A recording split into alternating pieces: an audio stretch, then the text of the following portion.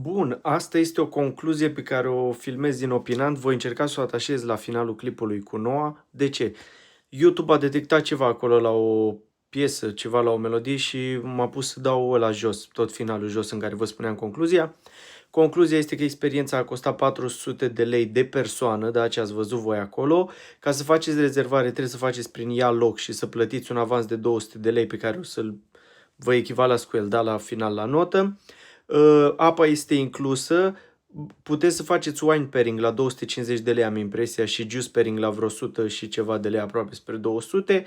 Concluzia este că nu m-aș mai întoarce, adică n-aș mai încerca încă o dată, dar nu-mi pare rău că m-am dus și am încercat odată. Experiența, în schimb, durează foarte mult, adică fiți pregătiți, cred că a durat mai mult de 3 ore, da? Deci durează destul de mult, asta e părerea mea și cred că odată merită încercat, adică n-aș mai repeta-o, dar mi-ar părea foarte rău să nu fi știut că există și să nu fi încercat niciodată. Hai, vă pup!